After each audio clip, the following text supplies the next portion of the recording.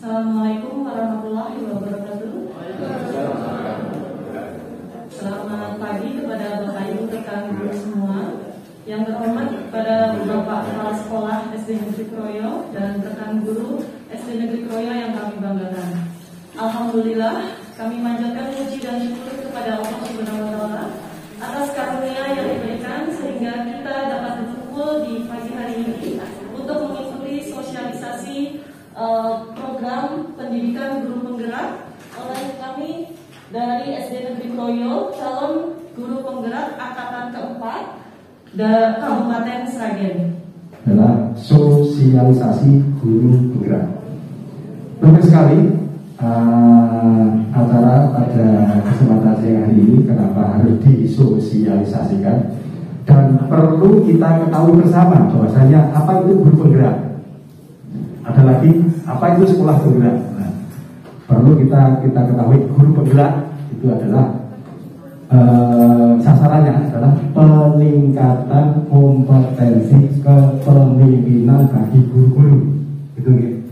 Jadi sasarannya peningkatan kompetensi kepemimpinan, peningkatan kompetensi kepemimpinan bagi guru-guru.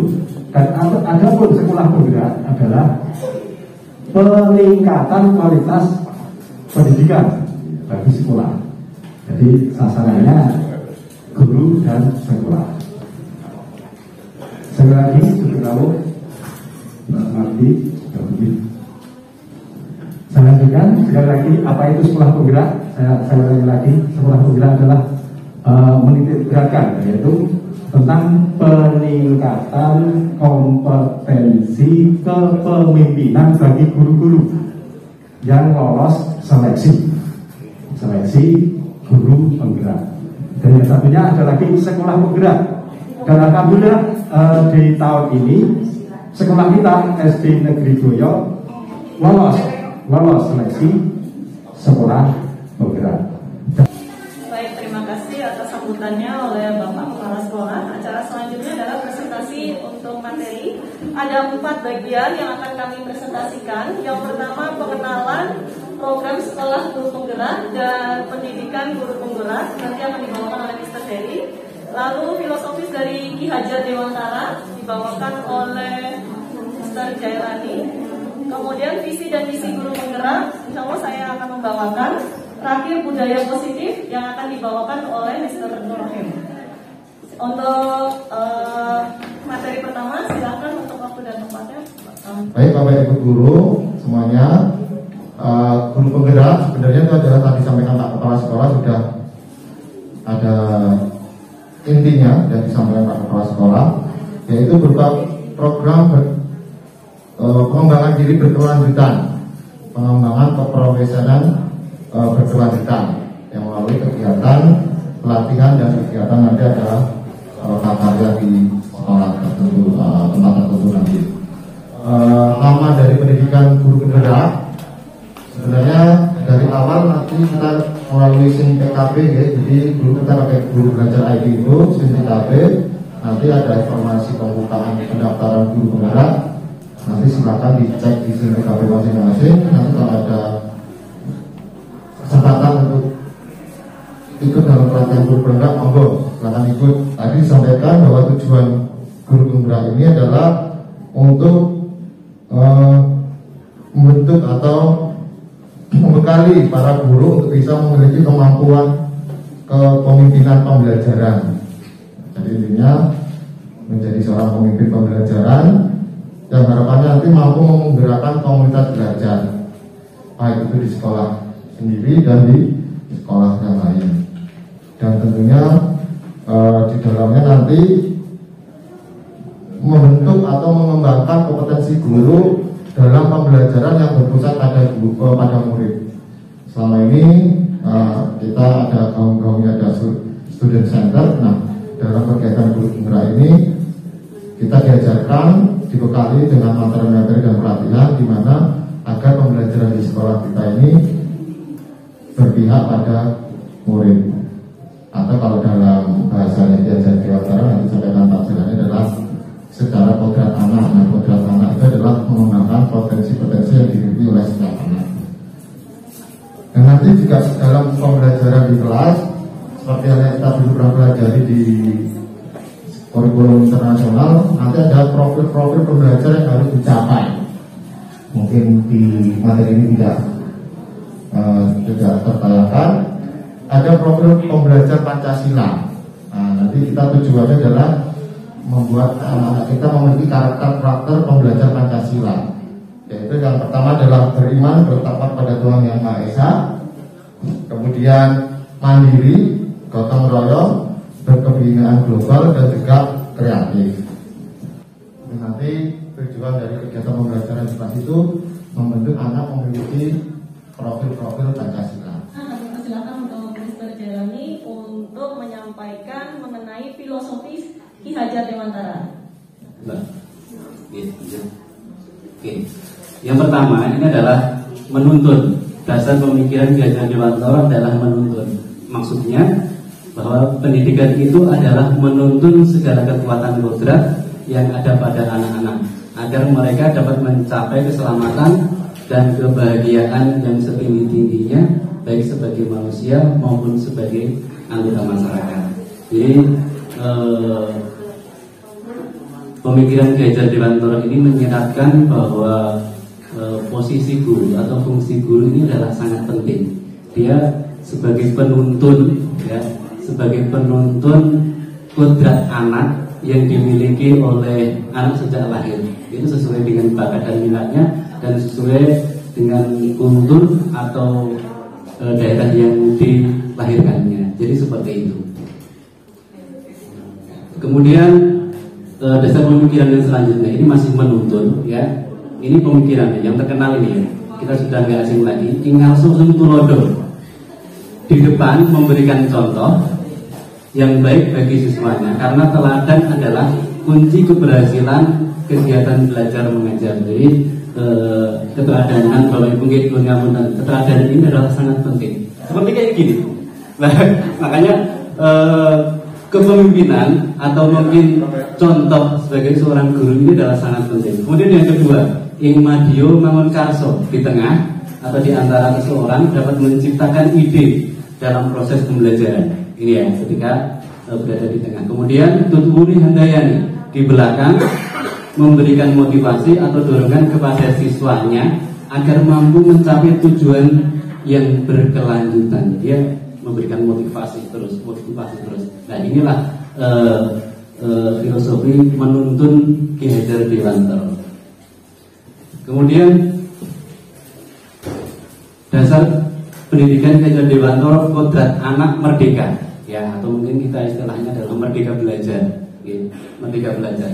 Manusia merdeka adalah manusia yang hidupnya lahir atau batin tidak tergantung kepada orang lain, akan tetapi bersandar atas kekuatannya sendiri. Maksudnya pengajaran dan pendidikan yang berguna untuk kehidupan bersama ialah memerdekakan manusia sebagai bagian dari persatuan atau rakyat. Jadi kemerdekaan ini kalau menurut sistem Among dari Ki Hajar Dewantara, bahwa kita itu dilarang untuk memarahi anak dan memberikan hukuman kepada anak, karena ini akan mematikan kreativitas merdeka dan jiwa merdeka anak. Jadi ini adalah filosofi Ki Hajar Dewantara, yaitu adalah bermain. Kodrat anak itu bermain, ya. Bermain adalah salah satu kodrat anak. Permainan anak dapat menjadi bagian pembelajaran di sekolah. Ya, ini ya. Atau misal contoh di sini ada congklak. Ya, congklak ini bisa digunakan sebagai matematika atau mungkin bisa adu strategi. Kemudian lagi ada bobat sodor. Nah, ini bisa kita ambil nilainya dan strateginya, karena ada apa? Ini ada yang kalah dan ada yang menang. Ini permainan ini. Jadi ini adalah bermain strategi. Jadi dan lain sebagainya. Atau mungkin di dalam sekolah dalam pembelajaran kita awali dulu dengan bermain atau breaking, ya, breaking dan lain sebagainya. Itu bisa. Atau tengah-tengah ketika anak sudah mulai jenuh, kita lakukan dengan permainan-permainan, mungkin bisa tepuk dan lain sebagainya. Jelas Bapak Ibu sekalian. Untuk yang selanjutnya adalah bebas dari segala ikatan. Ini masih ada lanjutannya. Dengan suci hati. Mohon maaf. Ini adalah filosofi pendidikan Ki Hajar Dewantara tentang berpihak pada anak. Ya, berpihak pada anak. Kalau secara aslinya berpihak kepada anak itu menghamba kepada anak. Kalau bahasanya menghamba itu kan terus kayak dene nuhanke, yang mungkin banyak yang diprotes, akhirnya diharuskan menjadi berpihak pada anak. Ya itu ya, berpihak pada anak. Jadi bebas dari segala ikatan dengan suci hati mendekati sang anak, bukan untuk meminta sesuatu hak, melainkan untuk berhamba pada sang anak. Bapak Ibu, saya kira itu aja. Kemudian ada teori tabulasa. Ini adalah apa ya? Anak itu tidak, ya, anak itu putih ya, putih bersih gitu ya, dan tidak seperti itu. Tapi apa? Kita sebagai guru dan menempatkan laku dengan kekuatan konteks diri anak dan sosial kultur budaya yang ada.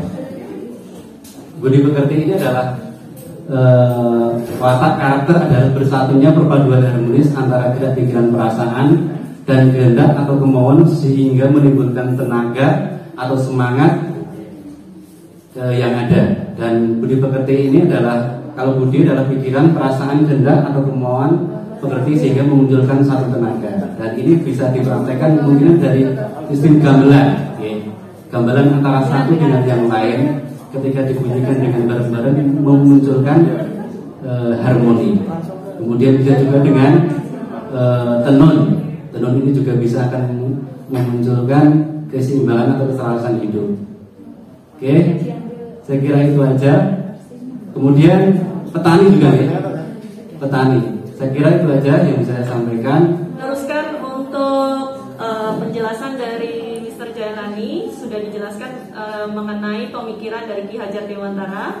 Itu semua adalah dasar dari bagaimana pemerintah membuat program ini. Jadi dari filosofi tersebut diharapkan kita sebagai para pelajar di Indonesia memiliki profil pelajar Pancasila. Profil pelajar Pancasila ini diantaranya yaitu pertama beriman, bertakwa kepada Tuhan Yang Maha Esa dan berakhlak mulia. Kemudian berbinekaan global, bergotong royong, kreatif, bernalar kritis. Kemudian terakhir adalah mandiri. Nah ini yang nantinya kita harapkan menjadi visi dari guru penggerak. Jadi kita sebagai guru-guru diharapkan mempunyai visi untuk pencapaian profil pelajar Pancasila. Nah dalam membuat visi tersebut nanti kita membuat yaitu prakarsa perubahan. Prakarsa perubahan ini ya profil pelajar Pancasilanya. Ini profil pelajar Pancasila. Prakarsa perubahan yang dimaksud adalah biasanya kita melihat sesuatu itu berdasarkan masalah. Jadi yang kita lihat masalah terlebih dahulu lalu mencari solusinya. Nah ini diharapkan tidak seperti itu dalam program guru penggerak. Diharapkan kita melihat potensi yang sudah ada di sekolah kita, baik sekolah, diri kita maupun lingkungan. Lalu bagaimana cara memanfaatkannya? Nah, untuk saya yang modul keempat yaitu adalah budaya positif. Mana di modul 14 ini adalah memahami konsep pendidikan menurut Ki Hajar Dewantara dihubungkan dengan konsep budaya dan lingkungan positif di sekolah. Kemudian melakukan evaluasi dan refleksi tentang praktik disiplin dalam pendidikan Indonesia dan memahami peran sebagai guru membangun budaya positif dengan menerapkan konsep disiplin positif dalam berinteraksi dengan murid. Modul 14 ini adalah aksi nyatanya dari guru penggerak nanti yang akan kita implementasikan di sekolah ini, sekolah penggerak. Alhamdulillah kita juga terpilih menjadi sekolah penggerak, berarti nanti sinkron, jadi nanti bisa saling melengkapi seperti itu. Nah, di sini ada lingkaran pengaruh di mana budaya positif itu di mana kita bangun nanti melalui peraturan kelas terlebih dahulu ya Bapak Ibu. Jadi kita sebagai guru nanti di kelas Jadi peraturan kelas ini harus kita perkuat, kita yakinkan kepada mereka, kepada anak-anak sehingga nanti menjadi keyakinan kelas. Nah, keyakinan kelasnya adalah lebih luas dari peraturan kelas, kemudian akan terbentuk lingkungan positif, dan yang terakhir budaya positif di sekolah insya Allah akan terjadi. Nah, kita ambil contoh perbandingannya dengan hidup kehidupan seorang petani. Dalam hakikatnya sama kewajibannya dengan seorang pendidik. Jadi kita itu seorang petani itu gimana ya, kita hanya mengelola gitu loh. Jadi kita tidak bisa menjadikan tumbuhan itu nanti hasilnya seperti apa itu sebenarnya tidak tahu gitu loh. Tapi ketika kita mengusahakan secara maksimal dengan budaya positif, dengan hal yang sesuai dengan aturan, maka hasilnya nanti pasti juga bisa sesuai yang diharapkan gitu. Nah, di dalam budaya positif ini ada 6 konsep yang harus kita kuasai, yaitu teori kontrol, kemudian arti disiplin dan 3 motivasi perilaku manusia, yang ketiga kebutuhan dasar manusia, posisi kontrol, segitiga restitusi, dan keyakinan kelas. Ada 6 hal yang harus kita kuasai di modul ini, dan ini nanti ketika kita mengetahui, insya Allah nanti kita bisa menyadari bahwasanya apa yang sudah terjadi dalam pembelajaran saya selama ini ternyata masih banyak yang harus diperbaiki seperti itu. Baik Bapak Ibu, jadi pertama adalah perubahan paradigma. Paradigma itu adalah cara berpikir ya. Jadi selama ini adalah guru mengontrol murid. Mungkin selama ini kita melakukan seperti itu. Terus kemudian kritik dan membuat orang merasa bersalah dapat menguatkan karakter. Jadi ketika kita itu salahmu toh nak, ayo salah sendiri. Terus akibatnya apa? Nah, kemudian seperti itu seolah-olah dengan kesalahan yang telah dibuat kepada anak itu ya sudah akan diharapkan nanti anak akan bisa berubah. Ternyata itu bukan suatu hal yang baik seperti itu. Kemudian ilusi bahwa semua penguatan positif, efektif dan bermanfaat. Jadi ketika memberikan penghargaan atau apa itu ternyata ada sisi lemahnya juga. Kemudian ilusi bahwa orang dewasa memiliki hak untuk memaksa. Jadi kita sebagai seorang guru, sebagai seorang orang tua, itu kita memaksakan keyakinan yang ada pada kita, kepada anak itu ternyata ada beberapa teori yang menyalahkan seperti itu. Walaupun secara prakteknya juga kadang ini masih kontroversi seperti itu. Nah, yang kedua yaitu disiplin. Selama ini disiplin kita artikan sebagai suatu hal yang tidak enak seperti ya. Padahal disiplin itu adalah belajar. Artinya adalah belajar. Jadi disiplin ilmu misalnya seperti itu. Nah, jadi sekarang bagaimana makna disiplin ini kita berikan kepada anak supaya tidak terjadi keterpaksaan untuk menghindari ketidaknyamanan. Ada motivasi eksternal, motivasi internal. Nah, motivasi internal tentu saja yang kita harapkan. Jadi si anak itu melaksanakan sesuatu kegiatan itu berdasarkan apa yang dia yakini, apa yang dia butuhkan, itu menjadi satu keharusan dalam model pembelajaran yang harus kita terapkan. Kemudian selanjutnya langsung saja ke kebutuhan dasar manusia.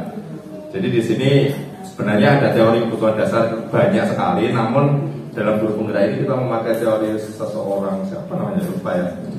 Kalau Abraham Maslow itu kan ada teori bertingkat, tapi kalau dalam kebutuhan dasar manusia di sini ada bertahan hidup, itu yang paling utama, semuanya pasti tahu. Kemudian ada penguasaan, kebebasan, kesenangan dan cinta kasih atau rasa memiliki dan dimiliki. Nah, dengan memperhatikan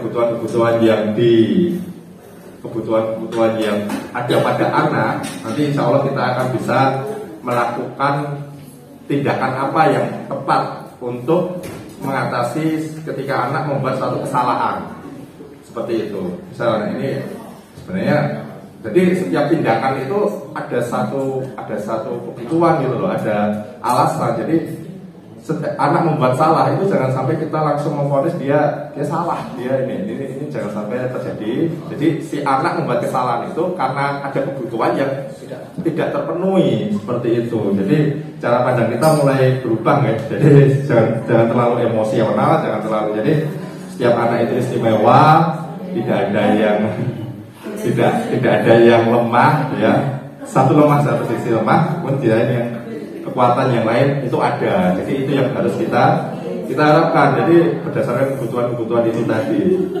Jadi itu Bapak Ibu. Kemudian ada 5 posisi kontrol yang sering terjadi di dalam kita sebagai seorang guru. Di sini ada penghukum, pembuat orang merasa bersalah, teman, pemantau, dan manajer. Jadi ini yang modul 1.4 ini adalah sebenarnya inti dari apa ya? Dari aksi nyata dari modul 1 ini. Posisi kontrol kita harus sebagai minimal teman lah. Jadi jangan ya tidak boleh marah-marah. Jadi gitu ya Bapak Ibu ya. Jadi paling baik lagi adalah manajer. Jadi manajer ini adalah insya Allah nanti kepercayaan. Ketika kita menjadi manajer nanti kepercayaan orang tua meningkat dan insya Allah imbal baliknya juga kembali kepada diri kita sendiri. Nah, kemudian yang terakhir adalah restitusi ini ya. Restitusi itu adalah cara untuk diganti. Kalau dulu adalah menghukum, ketika ada yang salah menghukum, tapi sekarang kita restitusi, yaitu menciptakan kondisi bagi murid untuk memperbaiki kesalahan mereka sehingga mereka bisa kembali pada kelompok mereka dengan karakter yang lebih kuat. Jadi kalau biasanya kita menghukum, kita membuat kesalahan, nah sekarang kita ganti dengan cara restitusi, Bapak Ibu. Jadi ketika anak membuat salah itu sudah ada panduannya, langkah-langkahnya. Tidak perlu kita marah-marah, tidak perlu kita emosional, tidak perlu kita. Jadi sekali lagi itu adalah anak yang tadi dia sudah punya kekuatan sendiri, sudah punya garisnya sendiri, dan kita tinggal mempertebalnya yang mana yang perlu kita tebalkan. Kalau misalnya dia tidak bisa gambar, ya jangan dipaksa gambar, apalagi dimarah-marahin. Dengan peraturan kelas. Nah, keyakinan kelas itu apa Bapak Ibu? Jadi mengapa tidak peraturan saja, mengapa harus keyakinan kelas? Apa bedanya keyakinan dengan peraturan? Jadi keyakinan dan peraturan itu lebih kuat keyakinan ya. Jadi ketika kita yakin, jadi sudah teratur gitu loh. Ini ada contoh kesepakatan kelas dan peraturan. Contoh kesepakatan kelas, kami guru dan murid yang saling menyayangi, kami murid yang semangat belajar, kami murid yang peduli dengan teman-teman. Di sini tidak ada apa namanya? Sanksi, tidak ada belajar tepat waktu, tidak teknisnya gitu loh. Mengembalikan, contohnya misalnya kalau mengambil barang dikembalikan ke tempatnya.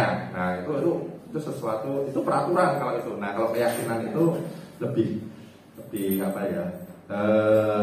Umum, tapi lebih kuat, lebih lama. Harus ada apa ya istilahnya? Bukan hukuman ya, tapi apa ya namanya? Konsekuensinya ya seperti itu. Lalu yang saya tanyakan itu gimana tentang tadi hubungannya dengan positif tadi yang diterangkan Mr. Rohim itu dengan penerapan kita dalam membentuk karakter anak terutama. Mulai dari sekarang kita coba refleksi ya. Refleksi itu bukan untuk guru sebenarnya, tapi juga untuk semua proses pembelajarannya. Anak itu sudah dapat apa, nah guru juga bisa melihat, oh saya kurang apa atau ini selama belajar ini. Disiplin itu sesuatu yang dilakukan untuk menaikkan nilai dan pribadi atau potensi anak itu sendiri, bukan untuk orang lain, untuk kepatuhan kita pada orang lain, tapi demi dirinya sendiri. Nah ini yang kita coba tumbuhkan, bahwa anak disiplin itu bukan untuk mengikuti aturan atau patuh pada guru, patuh pada sekolah, tapi untuk menaikkan potensi dirinya sendiri. Kalau saya disiplin, oh saya bisa ini, saya bisa itu, saya bisa itu.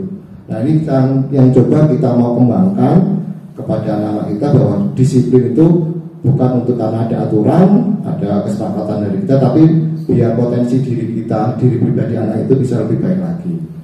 Dan kadang-kadang itu tidak kita sadari, anak itu sebenarnya punya luar biasa potensi yang terkadang-kadang malah terhambat atau terhenti di sekolah. Nah ini yang mohon kita pahami bersama. Terkadang malah jadi anak takut, anak jadi malu, ada anak yang tadinya sebenarnya punya tadi rencana budaya positif saya adalah memunculkan anak yang suka bertanya. Mari bersama-sama kita mencoba sedikit demi sedikit yang kita pahami, yang kita nilai itu kok baik, kita kerjakan, kita lakukan bersama-sama. Mudah-mudahan punya efek atau punya dampak yang lebih baik lagi untuk sekolah kita.